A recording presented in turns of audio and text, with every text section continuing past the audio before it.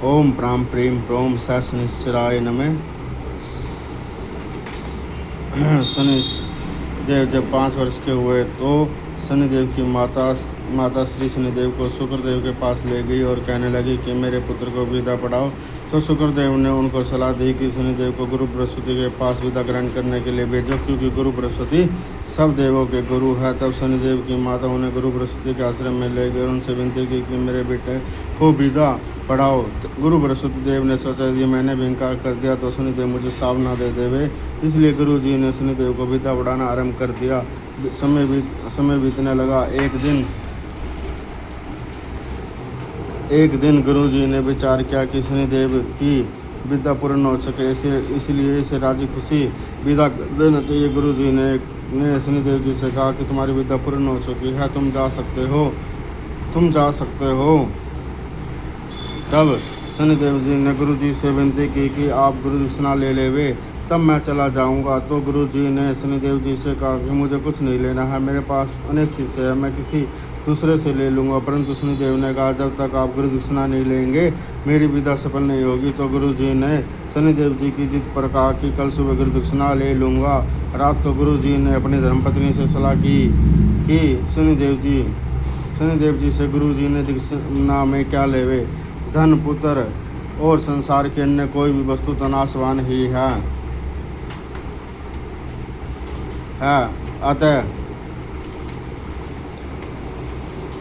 अतः दोनों ने सलाह करके 7.5 साल की 7.5 ही कष्ट का समय जो हर प्राणी पर शनिदेव की बदौलत अवश्य आते उसे माफ़ करने की सोची।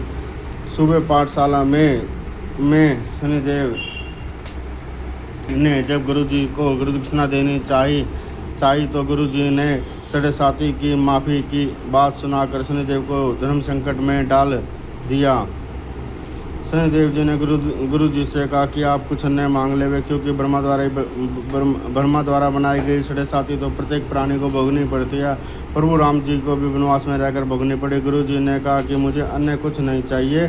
तो शनिदेव जी ने गुरु जी से प्रार्थना की कि आप आदि अचुताई ही भोग लेवे, परंतु गुरु जी नहीं माने।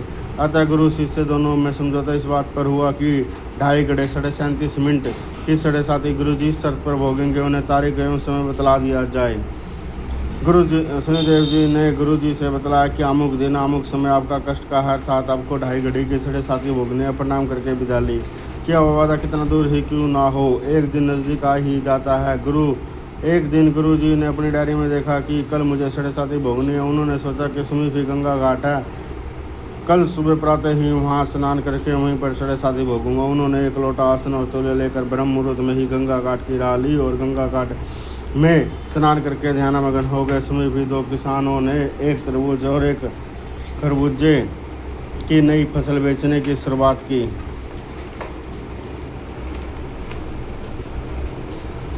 उन्होंने सोचा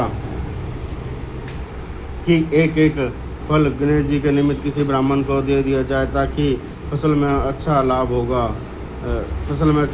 उन्होंने सामने ही गुरु बृहस्पति को ध्यानागुण देखा और सोचने लगे कि इनसे उत्तम ब्राह्मण कौन मिलेगा। किसानों ने एक तरबूजा और एक खरबूजा गुरु जी की झोली में रखकर समीप पड़े तौलिए से छिपा दिया ताकि कोई जंगली जानवर उसे खा ना जाए, और गुरु जी का ध्यान भंग भी नहीं किया। अपनी फसलें बेचने चले गए। 7.5 का समय निकट आ गया। हुआ यूं कि उस प्रदेश का राजा और वजीर का लड़का शिकार के लिए गए हुए थे और काफ़ी रात को उनके घोड़े वापसी लौट आए और दोनों का कोई पता ना चला कि वे कहाँ और किस अवस्था में। सारी रात राजा के महल में शोक एवं चिंता रही कि दोनों राजपुत्र कहीं किसी भयानक जंगली जीव द्वारा मारे तो नहीं गए। सुबह होते ही राजा ने सिपाहियों को चारों तरफ राजपुत्रों को खोज निकालने के लिए भेज दिया। 4 सिपाही उस पुल से निकल रहे थे जहाँ गुरु जी ध्यानामग्न बैठे थे। उन्होंने सोचा जाकर गुरु बृहस्पति देव से पूछते हैं कि हम राजपुत्रों को कहाँ जाकर खोजें, क्योंकि गुरु जी अपने में एक सफल जोशी भी थे। जैसे ही वे गुरु जी के नज़दीक पहुँचे तो देखा कि गुरु जी की झोली में जो तौलिया पड़ा हुआ खून से लथपथा, और उन्होंने उठाकर देखा तो दोनों राजपुत्रों के ताजे कटे हुए सिर गुरु जी की झोली में पड़े हैं और गुरु जी ध्यान में गन है। उन्होंने गुरु जी को ध्यान से भंग किया और पकड़कर राजा के पास ले गए और बोले कि दोनों राजकुमारों के सिर पड़े हैं और गुरु बृहस्पति इनका कातिल भी आपके सन्मुख है। आप जैसे आज्ञा देवे वैसा ही करे। दोनों राजपुत्रों के कटे हुए सिर को देखकर क्रोध से पागल हो। राजा दोनों राजपुत्रों के कटे हुए सिर देखकर क्रोध से पागल हो उठा और कहा कि इन्हें तुरंत फांसी पर लटका दो और कटे हुए सिरों को रस्सी रुमालों में बांधकर पेटी में रख दो। जब तक इन्हें फांसी नहीं होती मुझे चैन नहीं मिलेगा। जब जल्लाद ने गुरुजी से उनकी आखिरी इच्छा पूछी तो गुरुजी ने कहा कि मुझे कुछ देर स्नान करने के पश्चात भगवान का ध्यान करने दिया जाए। तो फांसी पर लटकने से पहले गुरुजी की अंतिम इच्छा पूरी की गई। स्नान करने के पश्चात गुरुजी भगवान का ध्यान में बैठे हुए सोचने लगे कि 2 घड़ी तो बीत चुकी है, आधी घड़ी रह चुकी है। मरता तो मैं नहीं हूँ, परंतु जो कष्ट है उतना भोगना उससे तो बचा भी नहीं जा सकता। 2.5 घड़ी पूरे होने को ही थी कि दोनों राजपुत्र घोड़े पर सवार हुए राजमहल पहुँच गए। सब लोग हैरान एवं प्रसन्न थे कि पहले तो राजपुत्रों के कत्ल का समाचार था, अब दोनों के सकुशल होने का समाचार पूरे नगर में फैल चुका था। राजा ने जल्दी से आदमी भेजकर गुरुजी को फांसी ना देने और आदर सहित राजमहल में लाने का आदेश दिया ताकि यदि गुरुजी को फांसी लग गई तो ब्रह्म हत्या का दारुण दोष ना लग जाए। भगवत ध्यान में सगलन गुरुजी को जब राजपुत्रों के सकुशल लौटाने का समाचार सुनाया गया तो गुरुजी ने मन ही मन शनिदेव जी का स्मरण किया कि हे शनिदेव, आपकी इच्छा से मेरे प्राण बचे हैं। राजा ने जब वंदना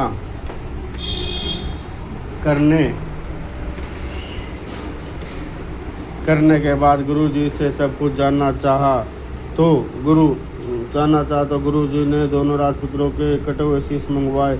तो लोग एक तरबूज और एक खरबूजा देख कर सके थे और राजा ने अपने गले में कपड़ा और मुंह में घास डालकर गुरुजी को फांसी का आदेश देने के अपराध में क्षमा मांगी और गुरुजी से विनती की कि सारी स्थिति स्पष्ट करो। तब गुरुजी ने राजा को क्षमा करते हुए अपनी सारी आप बीती सुनाकर बताया कि यह सब शनिदेव की 2.5 घड़ी की 7:30 का प्रकोप था। राजा ने गुरुजी को भोजन कराकर वस्त्र एवं दक्षिणा देकर विदा किया। गुरुजी अपने घर की तरफ चल पड़े। रास्ते में गुरुजी की शनिदेव जी से भेंट हुई तो शनिदेव ने नमस्कार करके गुरुजी से कहा कि 2.5 घड़ी की 7:30 में जो आपका कष्ट एवं तनाव उसके लिए मुझे खेद है। गुरुजी कहने लगे कि 2.5 घड़ी की 7:30 में मैं फांसी से बाल बचा हूँ। जिन संसारिक प्राणियों को शनिदेव की 7.5 वर्ष तक की 7.5 भोगनी पड़ती होगी उनका क्या हाल आता होगा।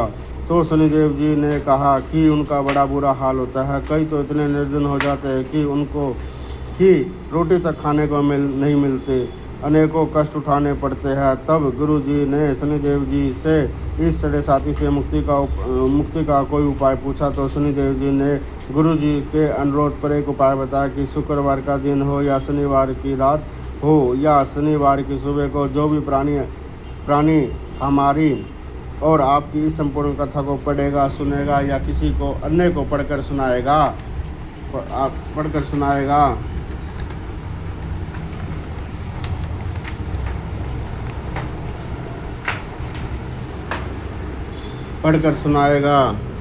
तो उसको आगे आने वाले पूरे सप्ताह के 7.5 टल जाएंगे, अर्थात 8 दिनों में उसे शनिदेव की तरफ से कोई कष्ट नहीं आएगा। इसके पश्चात अगले सप्ताह वह फिर इस कथा को करता सुनता या किसी को सुनाता है तो उसके अगले 8 दिनों का कष्ट फिर टल जाएगा। इस क्रम से लगातार प्राणी की सारी आयु बिना 7.5 के ही निकल जाएगी और उसे दिन दुगनी रात चौगनी उनती मिलती जाएगी।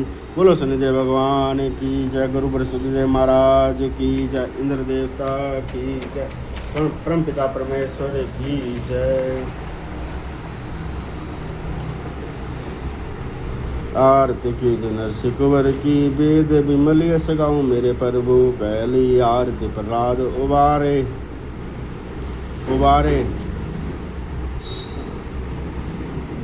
हरण पहली आरती प्रहलाद उबारे हिरणाकुश नख उदर बिदारे। ओ दूसरी आरती बावन सेवा बलि के द्वारे पधारे हरिदेवा। तीसरी आरती भरमा पधारे सहस बाहु की भुजा उखारे। चौथी आरती असुर संहारे भगत विभीषण लंक पधारे। 5वीं आरती कंस पछारे गोपी ग्वाल सका गोपी ग्वाल सखा प्रतिपाले, तुलसी को पतर कंठ मन हीरा, हरखी निरखी गावे दास कबीरा। बोलो शनिदेव भगवान की जय, बोलो बृहस्पति महाराज की जय, हारे के सारे की जय, शिव शंकर भोले बाबा की जय।